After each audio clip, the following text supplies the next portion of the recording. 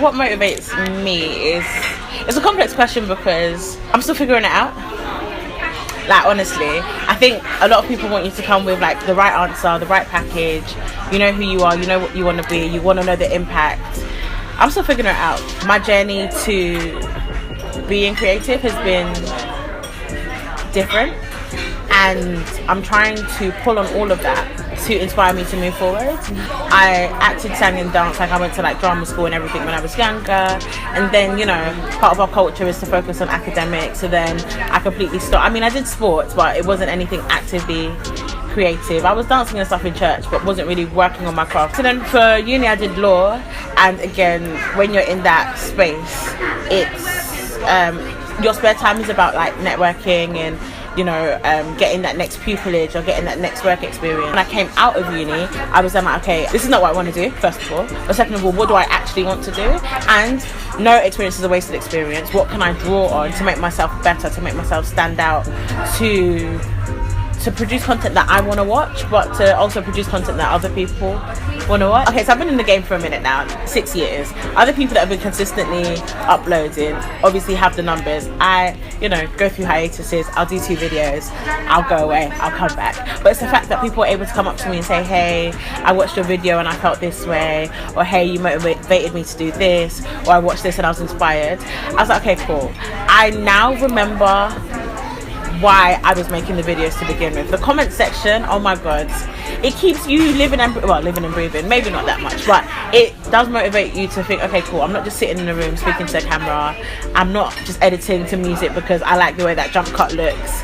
I'm actually impacting lives. If I'm focusing on my slogan, see the beauty in everything, I want to be able to make content that means something.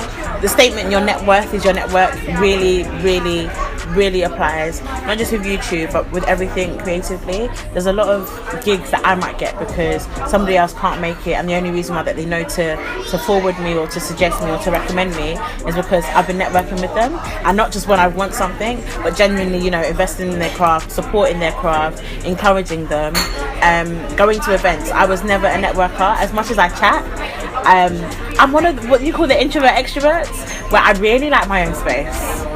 And I think actually being on YouTube has proven that to me, because I don't have to film with anyone. I'm in my room, I've got the camera on, I'm speaking to my internet friends, but they're not my physical friends. So I mean, that interaction, that level of interaction is not necessarily there. We're all struggling, we're all facing the same challenges.